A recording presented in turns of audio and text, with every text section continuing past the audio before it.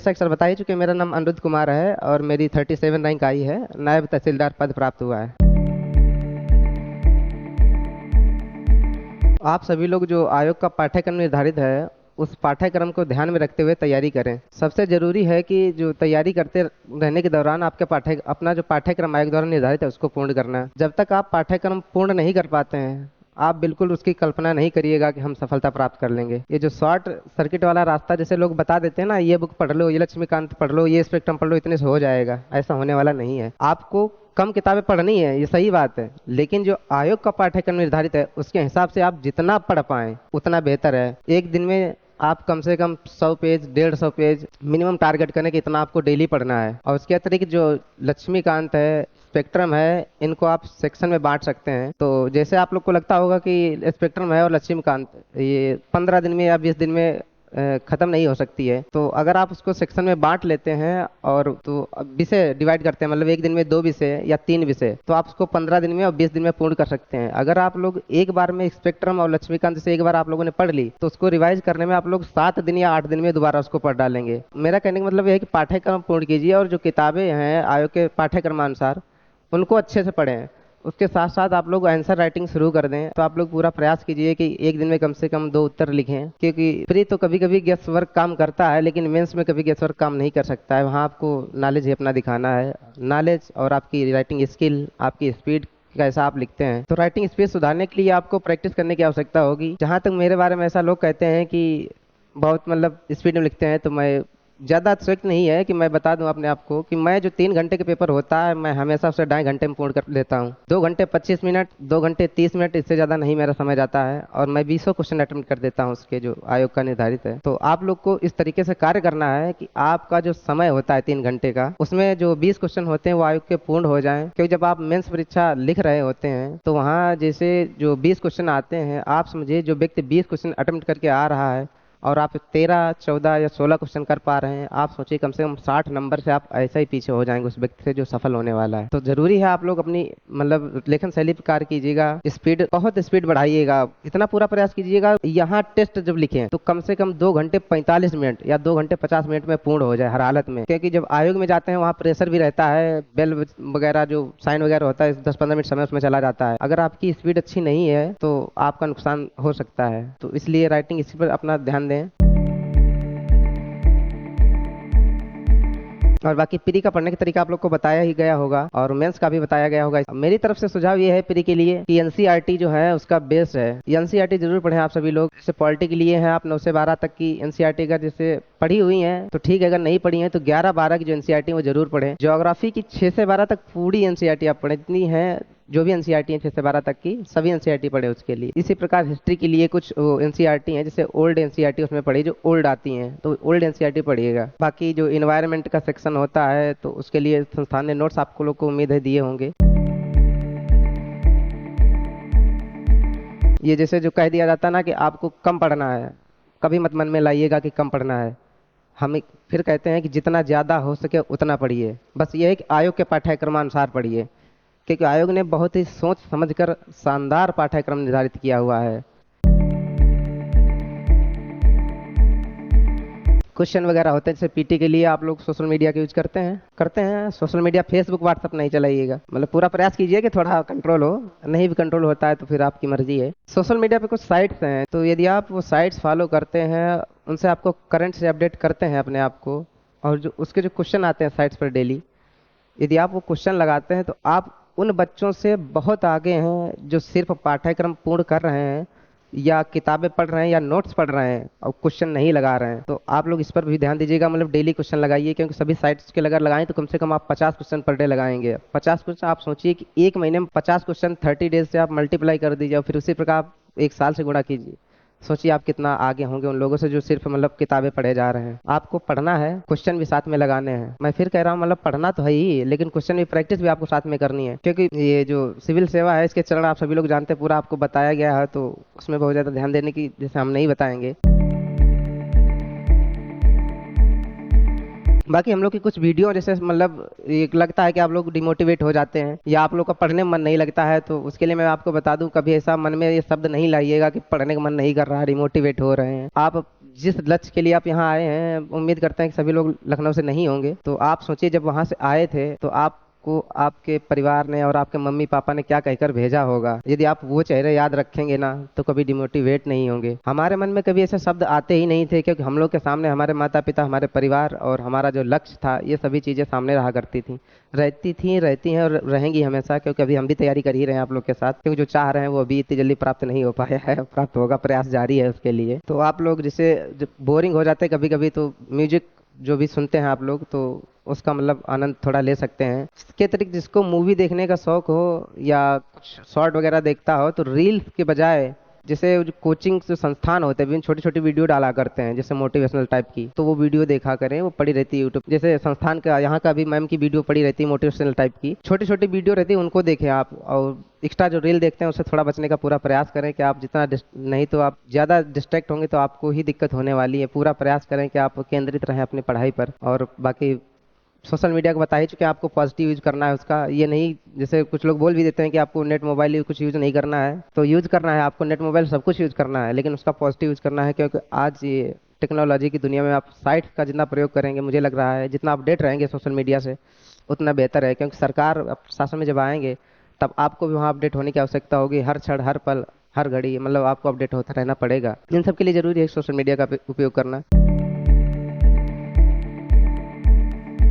तो मेरा यह सुझाव है कि ये संस्थान जो आपको गाइडेंस उपलब्ध करवा रहा है, इसका मतलब पालन करें। तो यहाँ भी गाइडेंस दी आपको पढ़ाया जा रहा है, मतलब जैसे ज्योग्राफी पढ़ाई जा रही है, मैपिंग सर करवा रहे हैं, तो यहाँ सर मैपिंग करवा रहे हैं। आप लोग अपने रूम पे बड़े वाले मैप लगाएंगे, आप लोग लगाए ही होंगे, सभी लोग नहीं लगाए हैं तो लगा लीजिए। यहाँ जो जिस तरीके से सर पढ़ा रहे हैं बहुत अच्छा पढ़ा रहे होंगे, उम्मीद करते हैं आप सभी के समझ में आ रहा होगा। तो आप लोग अपने रूम पर भी मैपिंग कीजिए, कम से कम आधा घंटा मैपिंग को दीजिएगा। तो जो मैपिंग देंगे वो प्री के हिसाब से, ज्योग्राफी आपकी पूरी मैप पर बेस्ड है। यदि आप मैपिंग कर लेते हैं तो आपकी कम से कम 60 या 70% ज्योग्राफी तैयार हो जाती है। फिर उसमें उसका जो कंसेप्चुअल रहता है वो आपको पढ़ना रहेगा, जैसे पठार कैसे बनता है, नदी कैसे कहाँ से निकलती है, पर्वत का कैसे निर्माण होता है, उसके कैसे विभिन्न प्रकार होते हैं। बस ये सामान्य चीजें हैं, वो आप पढ़ लेंगे। कैसे चक्रवात उठता है, कैसे क्या प्रभाव रहता है, ये सामान्य उदाहरण है, वो बहुत आसान है। ज्योग्राफी में सिर्फ मैपिंग सेक्शन बहुत इंपॉर्टेंट है, यदि वो आपको आता है तो हो जाएगा। इसी प्रकार इकोनॉमिक में है, इकोनॉमिक में कुछ टर्मिनोलॉजी होती हैं, उन पे आपको ध्यान देना होता है। जैसे आपको जीडीपी की अवधारणाएं हैं, या बैंकिंग में जो ये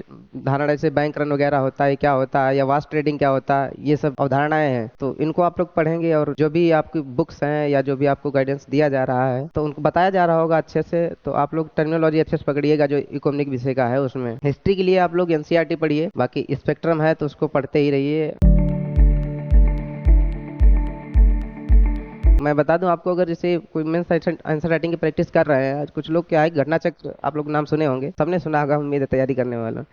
तो घटना चक्र का एक आता है वो शॉर्ट कि आपका मेंस तैयार करवा देंगे हम पूरा। तो इतना आसान नहीं है कि मेंस तैयार करवा देना, मेंस क्वालिफाई करवा देना, कहने की बातें हैं। तो आप लोग उसको आंसर राइटिंग कीजिएगा। जैसे मान लीजिए किसी आपका छाप रहे कहीं का, आयोग द्वारा हो सकता है वो आंसर काट दिया जा सकता है, मतलब अगर उसे अच्छा नहीं लग रहा है तो। बाकी अगर आप एनसीईआरटी बेस्ड अगर आंसर लिख रहे हैं, वहाँ आयोग काट के कभी आपको जीरो नहीं करेगा, नंबर जरूर देगा। तो इसलिए पूरा प्रयास कीजिएगा कि जो आपकी आंसर राइटिंग की जो तैयारी है उसमें एनसीईआरटी के शब्द समाहित हो जाएं, या कुछ जैसे शब्दावलियां हैं वो आपके आंसर में जरूर झलकनी चाहिए कि आपने वाकई में चीजें पढ़ रखी हैं। बाकी आंसर राइटिंग आप लोग कर रहे होंगे, तरीका भी बताया जा रहा होगा। प्रयास कीजिए कि हर रोज कम से कम 2 क्वेश्चन लिखें आप लोग, और ऐसे भी तैयार करते रहें, क्योंकि ऐसे आपकी रैंक सुधारने में महत्वपूर्ण भूमिका अदा करेगा। और इसके अतिरिक्त आंसर राइटिंग के लिए जो आपका जो कहते हैं ना, उसको शानदार बनाएं या वजन उसका कैसे बढ़ाएं, तो उसके लिए विभिन्न आयोगों की रिपोर्ट्स निकलती हैं। तो जैसे गृह मंत्रालय की भी आती है, या डब्ल्यूएचओ की आती है, डब्ल्यूटीओ की आती है, इन सब की बांट लेंगे सेक्शन में लेकर के। किसी इकोनॉमी की है, कौन सी गरीबी को लेकर के है, जैसे अभी पूछ देता है गरीबी की, बहुत मुद्दे पूछ देता है उसमें। तो रंग राजन समिति वगैरह ने बहुत से मतलब अपने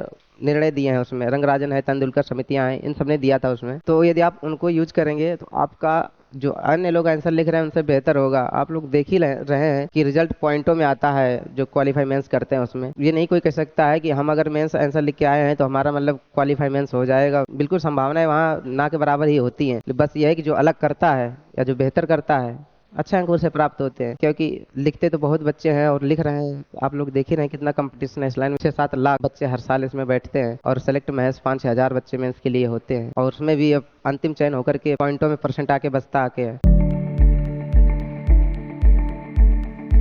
सिविल सेवा की तैयारी करते रहने के दौरान धैर्य शब्द का आप लोग सुने होंगे, बोलते हैं ना लोग धैर्य बनाए रखें। धैर्य बनाए रखें ये अच्छी बात है, लेकिन सिर्फ धैर्य से इस लाइन में काम चलने वाला नहीं है। तो धैर्य के साथ आपका जरूरी है कठिन परिश्रम। जो आप पढ़ रहे हैं, जो पाठ्यक्रम आप पूर्ण कर रहे हैं, जो आप एमसीक्यू लगा रहे हैं, जो आंसर राइटिंग कर रहे हैं, वो आपका परिश्रम है। धैर्य तो आपका तय करेगा आपने अटेम्प्ट कितने दे दिए, कि तब आप उसके बाद आप मतलब कंटिन्यू पढ़ पा रहे हैं कि नहीं पढ़ पा रहे हैं, तब आपका धैर्य दिखेगा। लेकिन उस धैर्य से पहले जरूरी है आपकी मतलब तैयारी अच्छी हो। तो तैयारी अच्छे के लिए आपको परिश्रम करना होगा, तो उसके लिए आप अच्छे से प्रयास कीजिए और कठिन परिश्रम के साथ धैर्य रखें। कठिन परिश्रम प्लस धैर्य, ये दोनों आपकी सफलता की बहुत ही मजबूत सीढ़ियां हैं जो आपकी सफलता तय करेंगी। आंसर राइटिंग करते हैं आप लोग, देखिए उसमें जैसे मान लो सामान्य कोई क्वेश्चन पूछ लेता है, चक्रवात और प्रतिचक्रवात कैसे बनते हैं, उनका क्या महत्व है, बहुत बार रिपीटेड क्वेश्चन है। इसी प्रकार जीडीपी की मतलब क्या अवधारणा है, किसी देश के विकास में क्या योगदान है, किसी देश या किसी मतलब समाज का उसका उत्थान करने में इसकी क्या भूमिका होती है। ये सब क्वेश्चन सामान्य है, आपको लोग को लग रहा है कि आप बहुत आसानी से कर सकते हैं, लेकिन इतना आसान है ही नहीं, क्योंकि वहां में आंसर राइटिंग लिखेंगे ना, जिसके विशिष्ट शब्द है वो आने चाहिए। इसी प्रकार जैसे आप जीएस 3 में आप स्वयं सहायता समूह है, आप इसका क्वेश्चन कई बार रिपीटेड क्वेश्चन है, तो आप उसकी जो शब्दावली निर्धारित की गई है, मतलब जो उसका परिभाषा है, वो सब शब्द उसमें आने चाहिए। जैसे आप स्वयं सहायता समूह का शब्द ले लीजिए, तो उसमें आपका सभी लोग लिखाते हैं कि ऐच्छिक संगठन है, सबको पता है ऐच्छिक संगठन है, महिलाएं बनाती हैं, पुरुष बनाते हैं, जो भी रहते हैं उसमें बना लेते हैं। उसमें एक शब्द ये दिया था, समान सामाजिक आर्थिक पृष्ठभूमि के लोग, शब्द दे रखा। आप कुछ भी लिखिए उसमें, लेकिन अगर आपके शब्द नहीं आए तो सोचिए आपकी डिफिनेशन बेकार है। तो इसलिए आप लोग जिसे कंफ्यूजन हो रहा है, तो आप जो डिफिनेशन उसकी है या कुछ विशिष्ट टर्मिनोलॉजी है, उनका आप नोट्स बना लीजिए संक्षिप्त में, अगर आपको याद नहीं होता है तो। बाकी कंफ्यूजन दूर करने के लिए आपको बार बार पढ़ना पड़ेगा, आप उसको पढ़ते रहिए जब तक आपको याद ना हो जाए। देखिए करंट अफेयर्स के लिए कभी नोट बनाने की आवश्यकता नहीं है, मेरा ऐसा सुझाव, मैंने कभी नोट्स नहीं बनाया करंट अफेयर्स के लिए, क्योंकि करंट अफेयर्स के लिए इतनी कोचिंग संस्थान बहुत मेहनत कर रही है, 2-2 हज़ार 3-3 हज़ार की उनकी टीम है, वो सिर्फ करंट अफेयर्स ही बनाती है, तो आप लोग को उसमें समय बर्बाद करने की आवश्यकता नहीं है। करंट अफेयर्स के लिए आप लोग कोई मंथली मैगजीन उठा लीजिए, बेहतरीन जो मंथली मैगजीन जरूर फॉलो करें आप लोग। इसके अतिरिक्त न्यूज़पेपर आपको पढ़ना अत्यावश्यक है, न्यूज़पेपर पढ़ते रहें आप लोग, कम से कम एक न्यूज़पेपर पढ़ें ही। अगर जैसे निःशुल्क उपलब्ध हो रहे हैं तो 2 भी पढ़ सकते हैं। ऐसा नहीं कह सकते कि हिंदी माध्यम का सिलेक्शन कम है, हाँ ये जरूर है कि नोट थोड़ा मतलब अच्छे उपलब्ध नहीं हो पाते, तो इस कारण कमी है। लेकिन मुझे तो कई बार ऐसा लगता है कि सही से लड़के तैयारी नहीं कर रहे हैं, मतलब पूरे जिस तरीके से इंग्लिश मीडियम के लड़के पढ़ते हैं ना, उतने डेडिकेटेड हो गया आप हिंदी माध्यम के मतलब हम ही लोग बच्चे हैं, उतना अच्छे से नहीं पढ़ रहे हैं। क्या होता है कि हम लोग उन लोग के पास जैसे ये किताब होती मान लेते हैं, तो वो लोग बहुत बार उसी किताब को, मेरे साथ इंग्लिश मीडियम तैयारी करने वाले हैं और पहले भी सिलेक्शन पा चुके हैं और अभी भी कुछ लोग कर रहे हैं उसमें, तो वो लोग बहुत अच्छे से पढ़ते हैं, एक ही जो किताबें होती हैं उनको बहुत बार रिवाइज करने की प्रयास करते हैं। और हम हिंदी माध्यम वाले क्या करते हैं कि इसमें अगर कुछ गलत, थोड़ा सा एक भी शब्द गलत दिख गया तो उस नोट्स को हटा देते हैं, कहते हैं फिर दूसरा नया नोट्स लेते हैं। तो आप ज्यादा नोट्स मतलब लेने की वजह उससे बचेंगे, और जो विशिष्ट नोट्स या किताबें हैं आप उनको पढ़ने का प्रयास करें। और वही है कि फिर मैं कह रहा हूँ कि आप जिस दिन योग्य हो जाएंगे तो उसमें इंग्लिश हिंदी माध्यम को मैटर ही नहीं करेगा, आपकी योग्यता सिद्ध कर देगी, आप हिंदी माध्यम से या इंग्लिश माध्यम, तो आप सफल होकर दिखाइए, कुछ मैटर नहीं करता हिंदी अंग्रेजी माध्यम का। हमने हमेशा चुनौतियों को स्वीकार किया है, आपके समझ भी आज खड़े हुए हैं। तो एकेडमिक्स से लेकर के और आज मतलब सिविल सेवा में भी इंग्लिश मीडियम हम लोग के साथ भी रहे, लेकिन जो हम लोग का ग्रुप था उसमें कई बार रहता था इंग्लिश मीडियम वाले, हमसे पूछते थे चीजें कैसी करनी है। बस आप अपने आप को योग्य सिद्ध कीजिए। बहुत बहुत धन्यवाद अनिरुद्ध सर। आपके लिए मैं एक चीज कहना चाहूंगा कि सफर में धूप तो होगी, जो चल सको तो चलो, सभी हैं भीड़ में तुम भी निकल सको तो चलो, और राहें सबके लिए कहाँ बदलती हैं, तुम अपने आप को खुद ही बदल सको तो चलो। और बहुत बहुत बधाई आपको कि आपने खुद को बदला और एक सफलता की नई कहानी लिखी। इसके लिए आकारा इस परिवार की तरफ से आपको एक बार फिर ढेर सारी शुभकामनाएं। कि आप लोगों ने सबने अपना लक्ष्य तय किया है, तो आप लोग एक मन में उम्मीद मतलब जगाइए इस प्रकार कि गगन चूमने की अभिलाषा पंख लगाकर उड़ने की, गगन चूमने की अभिलाषा पंख लगाकर उड़ने की, मेरे जीवन की एक कसौटी है कभी न पीछे मुड़ने की, मेरे जीवन की एक कसौटी है कभी न पीछे मुड़ने की। बहुत बहुत धन्यवाद।